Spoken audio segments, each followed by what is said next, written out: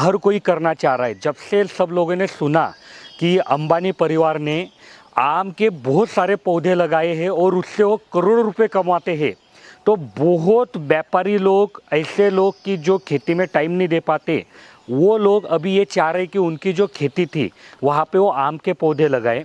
उनके समझ में ऐसा आ रहा है कि आम लगवाने से बहुत पैसा मिलता है, तो यहाँ पे भी जलगांव में आम के पौधे लगवाए थे। और देखो वो उससे कितना मुनाफा मिलता है या क्या मिलता है, कैसे मिलता है, कैसे प्लानिंग करनी चाहिए, आपके पौधे कहाँ से खरीदने चाहिए, ये सब चीज़ें बाद के वीडियो में बताऊंगा। तो इस वीडियो में मैं आपको ये बताने वाला हूँ कि आम की पौधे या आम जैसे हॉर्टिकल्चर पौधे अगर आपको लगवाने हैं तो उसका लिए ड्रिप इरिगेशन कैसे करना चाहिए, और उसके लिए मतलब आपने इनलाइन इस्तेमाल करना चाहिए, ऑनलाइन इस्तेमाल करना चाहिए, नली 12 mm इस्तेमाल करना चाहिए, 16 mm करना चाहिए, सब लाइन कौन सा इस्तेमाल करना चाहिए, या पीवीसी पाइप कौन सा इस्तेमाल करना चाहिए। तो ये सारी बातें आज के वीडियो में होने वाली है। आप हमारे साथ, गिरीश आप सभी का स्वागत करता हूँ हीरा एग्रो इंडस्ट्री में। जैसे कि आप लोगों ने कई सारी मेरी वीडियो देखी होंगी कि मैं एग्रीकल्चर पे बहुत सारे वीडियो बनाता हूँ, और मेरी पढ़ाई हुई है केमिकल में, प्लास्टिक इंजीनियरिंग में। मेरा बीटेक हुआ है, मेरा मास्टर इंजीनियरिंग हुआ है, तो मेरे पास वो प्लास्टिक का भी नॉलेज है। और आज 15 साल से मैं किसानों से बात कर रहा हूँ, एग्रीकल्चर में काम कर रहा हूँ, तो ये भी मेरे साथ अनुभव है। और ये दोनों अनुभव जब साथ में आते हैं ना, तो हम बना पाते हैं अच्छी ड्रिप इरिगेशन, अच्छे प्रोडक्ट जो आपके लिए फ़ायदेमंद होते हैं। तो ये वीडियो के लिए आखिरी तक हमसे बने रहिए। अगर आपने भी आपके खेतों में आम या हॉर्टिकल्चर क्रॉप लगवाने का प्लानिंग किया है या लगवा दिया है, और उसके लिए आप ड्रिप इरिगेशन लगवाने का भी प्रयास कर रहे हैं या सोच रहे हैं, तो आपके मन में जो जो सवाल आएंगे वो सवालों के सब जवाब मैं आज के वीडियो में देने वाला हूँ। और ये वीडियो देखने के बाद आपके मन में कोई भी दुविधा नहीं रहेगी कि भाई ये हॉर्टिकल्चर या आम, नींबू, संतरा, मौसम्बी, ये जो बड़े पेड़ रहते हैं इनके लिए ड्रिप इरिगेशन कैसे करना। तो मैं आपको सबसे पहले एक टॉपिक लेना चाहूँगा कि ये जो आम है या हॉर्टिकल्चर क्रॉप है, इनके लिए कौन से प्रकार का ड्रिप इरिगेशन का इस्तेमाल करना चाहिए। तो मैं आपको बताऊंगा कि दो प्रकार के ड्रिप इरिगेशन आते हैं, एक आता है ऑनलाइन और एक आता है इनलाइन। तो ये देखो, ये दोनों नली मैं आपके लिए लेके आया हूँ। तो इनलाइन में क्या रहता है कि ड्रिपर जो है ना, जहाँ से पानी बूंद बूंद गिरता है, वो हमने आपको पहले से फैक्ट्री में से जब नली बनती है तभी आपको सेट करके दिया रहता है, वो उधर डाला रहता है। तो यहीं पे ये तय हो जाता है कि ये ड्रिपर कितने कितने अंतर पे आएगा, ये घंटे का कितना पानी देगा, वगैरह वगैरह सब चीज़ें। और ऑनलाइन में क्या रहता है कि हम आपको सिर्फ प्लेन नली देंगे, और जहाँ पे पौधा होगा वहाँ पे आप उसको बाहर से ड्रिपर लगवाएंगे। तो ये जो हॉर्टिकल्चर क्रॉप है या आम के पेड़ है, ये क्या रहते हैं कि दो पेड़ में का अंतर बहुत ज़्यादा रहता है। और अभी ठीक है, बहुत सारे लोग हाई डेंसिटी या अल्ट्रा हाई डेंसिटी प्लांटेशन कर रहे हैं, तो भी उसमें दो सरीमे का अंतर जो है वो तो ज़्यादा ही रहेगा। इसके लिए जब भी आप आम के पेड़ के लिए या हॉर्टिकल्चर के लिए सोचेंगे तो आपने ऑनलाइन का इस्तेमाल करना है। इसका फ़ायदा क्या होता हो ये भी मैं आपको यहीं पे बताने वाला हूँ। पहले मैं आपको ये पौधे दिखाता हूँ कि देखो यहाँ पे ये जो ड्रिपर है ये लगवाया है, ये देखो एक ड्रिपर यहाँ लगवाया है, एक ड्रिपर यहाँ लगवाया है। तो इसको बोलते हैं ऑनलाइन ड्रिपर। जैसे मैंने बोला कि प्लेन नली आएगी, मैं कैमरामैन भाई साहब को बोलूँगा कि ये प्लेन नली भी दिखाओ। ये देखो, ये प्लेन नली है, बिल्कुल प्लेन नली है, और जहाँ पे अगला पौधा है वहाँ पे ड्रिपर लगवाया है। तो यही खासियत रहती है ऑनलाइन ड्रिप इरिगेशन की कि आपको प्लेन नली आएगी और जहाँ पे पौधा आएगा वहाँ पे आप उसको बाहर से ड्रिपर लगवाएंगे। तो इससे फ़ायदा क्या होता है, देखो आप जब हॉर्टिकल्चर क्रॉप लगवा रहे हैं ना, तो यह हॉर्टिकल्चर क्रॉप की लाइफ स्पैन ज़्यादा है, ये 10-10 साल टिकेगा, 15-15 साल आपके साथ टिकेगा। तो इसमें क्या होता है कि आपको उठा पटक नहीं रहती, एक बार ड्रिप डाल दी तो डाल दी। और दूसरा क्या होता है कि जो ऑनलाइन ड्रिपर है ये 4 लीटर, 8 लीटर, 12 लीटर, 16 लीटर या एडजस्टमेंट 52 लीटर तक अलग अलग कैपेसिटी में मिलते हैं कि ये घंटे में उतना पानी गिराते हैं। तो मानो अभी यहाँ पे जैसे मैंगो का प्लांट छोटा है और बाद में ये बड़ा हो जाएगा, इसको पानी कम पड़ेगा, तो अपन यहाँ पे बाहर से भी ड्रिपर लगवा सकते हैं। अभी यहाँ पे मानो 8 लीटर का ड्रिपर लगवाया है, बाद में पानी कम पड़ा तो उसको निकाल के वहाँ पे 16 लीटर का ड्रिपर लगवा सकते हैं, या फिर आप दूसरा ड्रिपर भी बाजू से लगवा सकते हैं। इनलाइन में क्या होता है कि ये जो ड्रिपर अंदर से डाला है इसकी कैपेसिटी सीमित रहती है, तो आप ये नहीं कर पाएंगे। और इससे आपको और क्या फ़ायदा मिलता है कि जो चोकअप होने की समस्या रहती है, ड्रिप इरिगेशन पानी के अंदर जो साल्ट है उसके वजह से चोकअप हो जाते हैं, तो वो समस्या से भी आप ऑनलाइन में छुटकारा पा लेते हैं। तो मैंने आपको इनलाइन और ऑनलाइन में का फ़र्क तो बता दिया, लेकिन आप लोग जो जिनका पुराना अनुभव है, या क्या होता है कि आप कई बार आपके आजू बाजू के लोगों से बात करते हैं, दुकानदारों से बात करते हैं, तो और एक समस्या आपके सामने आती है कि वो लोग आपको बोलते हैं कि ये माइक्रो ट्यूब का इस्तेमाल करो। तो ये माइक्रो ट्यूब का इस्तेमाल करो, तो ये माइक्रो ट्यूब क्या रहती है कि जैसे मैंने आपको बोला कि ये जो नली है ऑनलाइन की, ये प्लेन नली आएगी और इसको आप ड्रिपर बाहर से लगवाएंगे, तो कई बार क्या होता है कि दो सरी में ये डबल नली का खर्चा अगर बचाना है तो किसान क्या करेगा, बीच में नली लगवाएगा और फिर यहाँ से इधर ये छोटे ट्यूब के माध्यम से पानी लेके जाएगा, तो इसको माइक्रो ट्यूब बोलते हैं। इसमें फ़ायदा क्या होता है कि आपकी जो नली है उसकी संख्या कम हो जाती है, लेकिन अभी देखो सबको मालूम है कि आदमी मिल नहीं रहे खेती में काम करने के लिए, तो ये बहुत मजदूर इंसेंटिव काम है, मजदूर लगते हैं, ये काम में बहुत मजदूर लगते हैं और ये एक प्रॉफिटेबल काम नहीं रहता है, क्योंकि बाद में भी क्या होता है कि जब खेती के काम करते हैं लोग तो इसमें किसी का पैर अटक जाता है, कोई कुत्ते आते हैं झगड़ा करते हैं तो वो उसको खींच लेते हैं, फिर ये निकल जाता है, फिर आपको पता नहीं चलता कि वहाँ से निकल गया था। वो पौधा जब सूखने लगता है तब आप वहाँ जाते हो, देखते हो। तो ये अभी ये माइक्रो ट्यूब का इस्तेमाल हमारे महाराष्ट्र में तो कोई नहीं कर रहा है, अभी सब लोगों ने ये टेक्निक अडॉप्ट कर ली कि भाई जहाँ पे पौधे है वहाँ पे नली डालो और उसी को ड्रिपर लगाओ। तो मैं यहाँ पे आपको ड्रिपर भी लगवा के दिखाता हूँ कि ये देखो ये नली है, इसको ये पेन टोचा आता है, इससे ऐसा छेद गिराते हैं। कई लोग बोलते हैं कि भाई टेस्टर से छेद गिरा लो या कुछ करो, लेकिन वो गलत है, क्योंकि इससे क्या होता है कि एक अच्छे साइज़ में शेप आता है, अच्छे साइज़ में होल गिरता है। अभी ये गिर गया होल और इसमें इसको जस्ट पुश कर देना है, देखो ये देखो हो गया। तो ये इतना आसान है। आपका मन में एक सवाल आएगा कि ये इधर अटकेगा कैसा, तो मैं वो भी बताता हूँ कि देखो इसको एक ऐसा गैप दिया है तो ये वहाँ अटक जाता है, तो इससे प्रॉपर फिटिंग हो जाती है। तो जिस प्लॉट पे मैं आपको लेके आया था जहाँ पे आम के पौधे लगवाए, उसके बारे में आपको थोड़ी जानकारी दे देता हूँ। तो यहाँ पे देखो किसान भाई ने क्या किया है कि नीचे मतलब अंडरग्राउंड पाइपलाइन किया है। यहाँ पे देखो मैं आपको पाइप भी दिखा रहा हूँ कि ये अंडरग्राउंड पाइपलाइन है और पीवीसी पाइप का इस्तेमाल किया है यहाँ पे।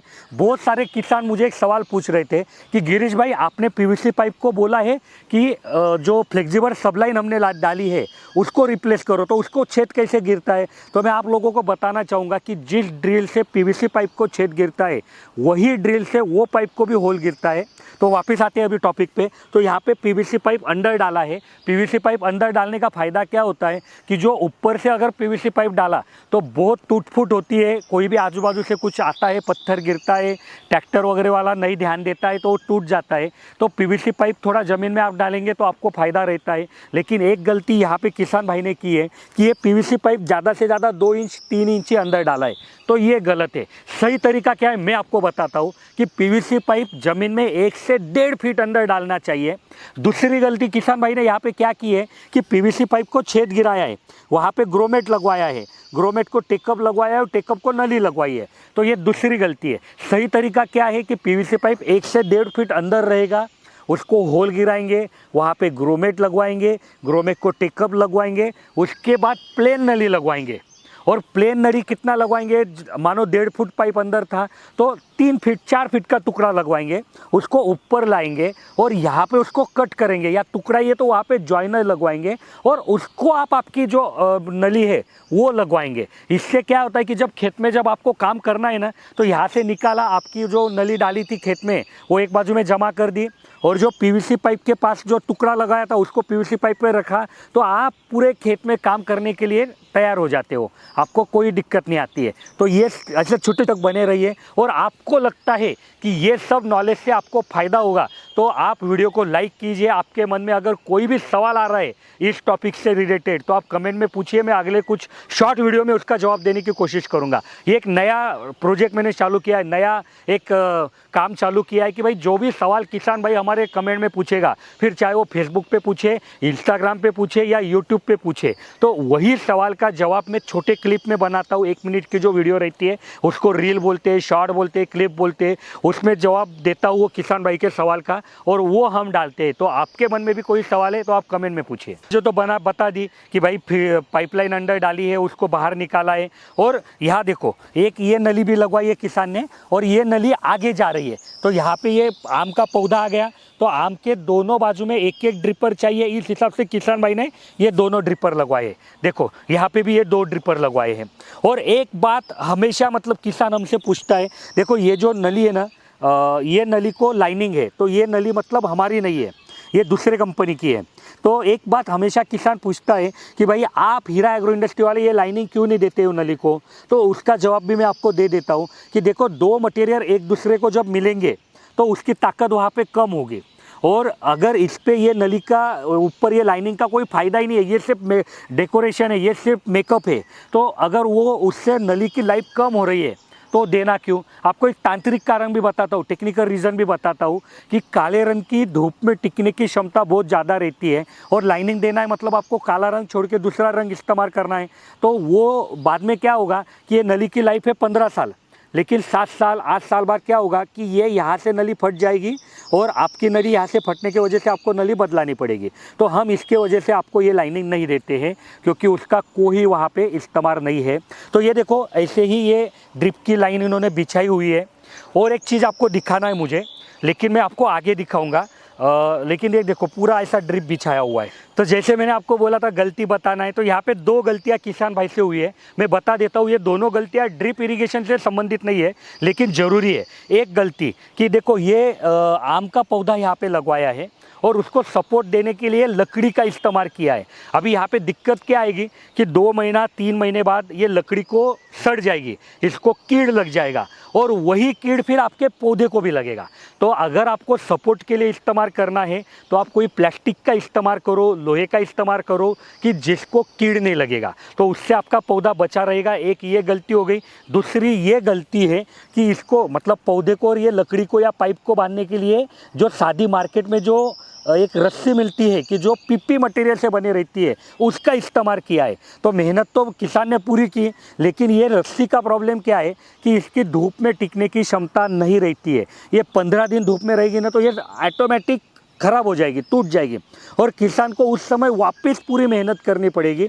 तो जो प्रोफेशनल एग्री वायर आती है कि जो इस तरीके के काम के लिए बनाई है, वही रस्सी का आपने यहाँ पे सपोर्ट के लिए या बांधने के लिए इस्तेमाल करना चाहिए। अभी कई किसान क्या बोलेंगे, ठीक है भाई पीपी की रस्सी हम नहीं इस्तेमाल करते, जो सुतड़ी आती है, जो सूत आता है, उससे जो बनी रस्सी है, हम उसका इस्तेमाल करेंगे। तो उसको भी वही प्रॉब्लम आएगा कि उसको कीड़ जल्दी लगता है, वो कीड़ को खाने के लिए पसंद आती है, और वापस आपके वहाँ से कीड़ आपके पौधे को लगेगा और आपकी मेहनत बर्बाद होगी। तो मैं सबको हाथ जोड़ से विनती करूँगा कि अगर आपको सपोर्ट के लिए जो इस्तेमाल करना है, तो एग्रीकल्चर जो वायर आती है, एग्रीकल्चर रस्सी बोलती है, कि वो उस पर्पज़ के लिए बनी है। क्योंकि देखो बहुत महंगी तो रहती नहीं, लेकिन आपका लाखों का नुकसान वो बचा देगी।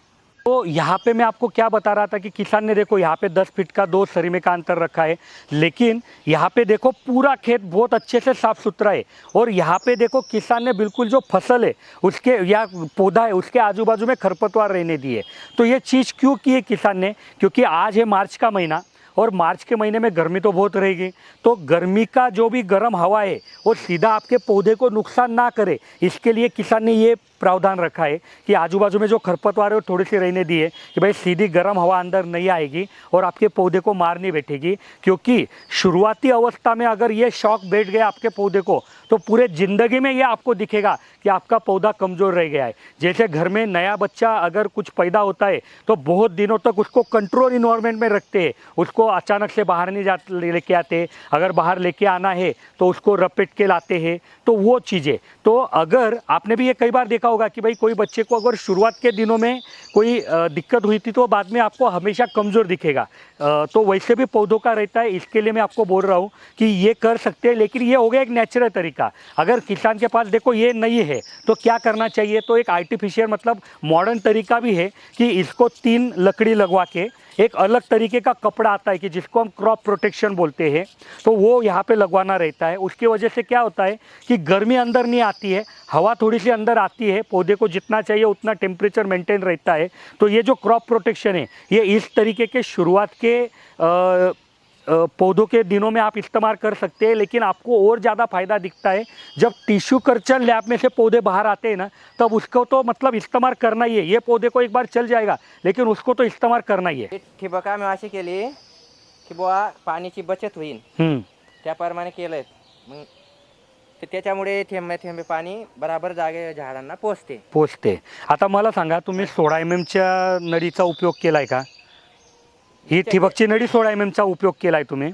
हा, आता इथे किती तुम्ही आंब्याचे रोपं लावले? आता आम्ही फक्त 350 रोप लावलेले आहेत। बर, 350। आणि याच्यामध्ये मर किती सापडली? म्हणजे आता बुवा लावल्यानंतर काय? दिवसाला फक्त 3च झाड मारले आहेत, एक बी झाड मरू दिले नाही आम्ही।